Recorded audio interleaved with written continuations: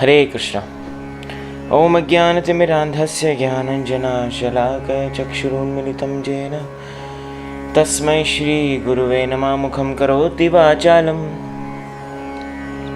पङ्गुं लङ्घयते गिरिं यत्कृपातमहं वन्दे श्रीगुरुं दीनतारिणं परमानन्दमाधवं श्रीचैतन्य ईश्वरं।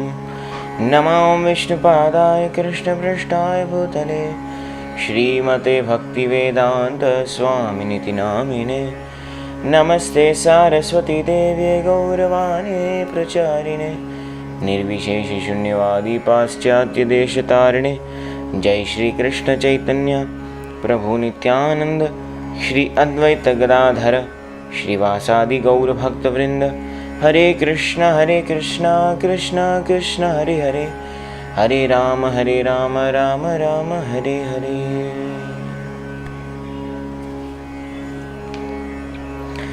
हरे कृष्ण। आप लोग सबको मेरा प्रणाम, नमस्कार और अभिनंदन। Welcome to our daily reading of Shrimad Bhagavad Gita, जहाँ पे हम हर दिन वर्ष बाय वर्ष, श्लोक बाय श्लोक श्रीमद् भगवद गीता यथारूप का अध्ययन करते हैं। और आज का श्लोक संख्या है, टुडे श्लोक संख्या इस भगवद गीता चैप्टर 4 टेक्स्ट 30। कल हमने 29 पढ़ा था,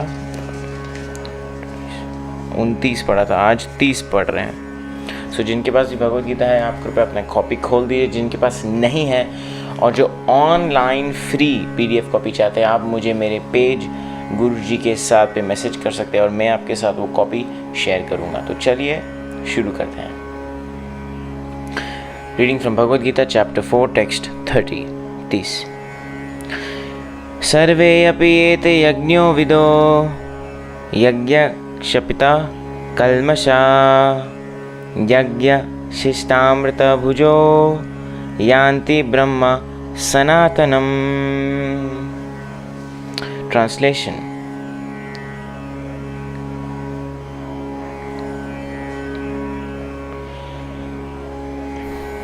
ये सभी यज्ञ करने वाले यज्ञों का अर्थ जानने के कारण पाप कर्मों से मुक्त हो जाते हैं और यज्ञों के फल रूपी अमृत को चखकर चरम परम दिव्य आकाश की ओर बढ़ते जाते हैं।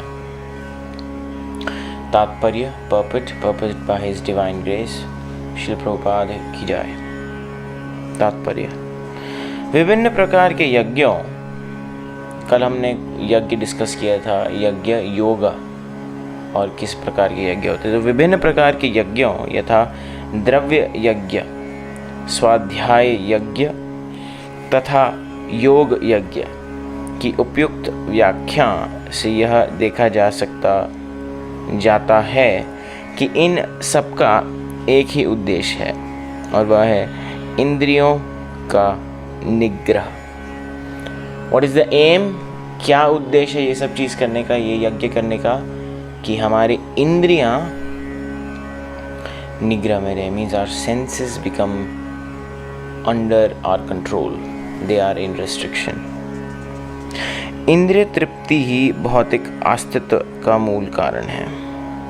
क्या चीज़ है? इंद्रिय तृप्ति ही भौतिक अस्तित्व का मूल कारण है। अतः जब तक इंद्रिय तृप्ति से भिन्न धरातल पर स्थित न हुआ जाए तब तक सच्चिदानंद के नित्य धरातल तक उठ पाना संभव नहीं है। राइट?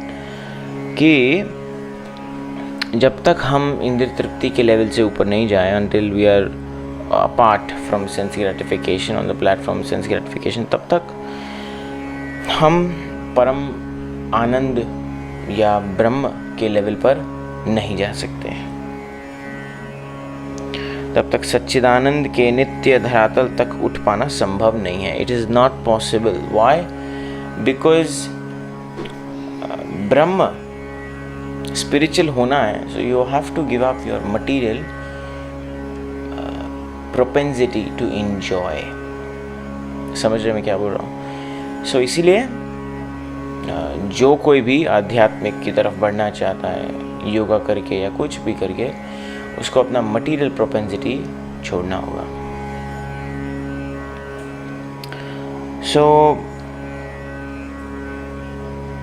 यह धरातल नित्य आकाश या ब्रह्म आकाश में है। This platform is in the eternal atmosphere और ब्रह्मन एटमॉस्फेयर। उपयुक्त सारे यज्ञों से संसार के पाप कर्म से विमल हुआ जा सकता है। जीवन में इस प्रगति से मनुष्य न केवल सुखी और ऐश्वर्यवान बनता है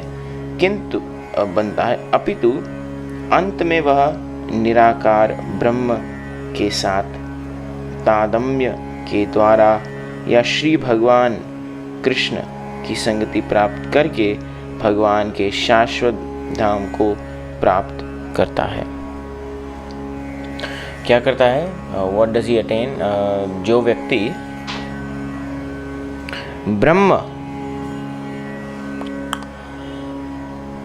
व्यक्ति अपने पाप कर्मों से विमल हुआ, yes, how does one become free from Karma? यज्ञ करके। जब आप यज्ञ करते हैं तो आपके कर्म दे burn, you get free from contamination. तो यज्ञ करते करते धीरे धीरे करते यू गेट फ्री। एंड जब आप अपने पाप कर्म से फ्री हो जाओगे फ्रॉम द सिंफुल रिएक्शंस, उसके बाद आप become happy and opulent in this life. मतलब जब आपके पाप कर्म चले जाएंगे तभी आप इस जीवन में सुखी और आनंद महसूस कर पाएंगे। And then he enters in the eternal kingdom of God, और उसके बाद ही वो भगवान के नित्य धाम में जा सकते हैं। सो यस, प्राप्त करके भगवान के शाश्वत धाम को प्राप्त करता है। सो यहाँ पे कुछ 2-4 चीज़ है परपुट में जो हम लोग सीख सकते हैं। फर्स्ट है कि एक common aim, yes, common aim क्या है कि सारे योगों का एक ही लक्ष्य है, एक चरम लक्ष्य है। What? To control the senses, चाहे वो अष्टांग योगा, ध्यान योगा, हठ योगा है, anything to control the senses. Second क्या है? सारे योगा या यज्ञ करने से हमको हमारे एक्शंस मतलब कर्म से, जो पाप कर्म होते हैं उससे छुटकारा मिलता है। So yes, we should keep on doing yoga यज्ञ।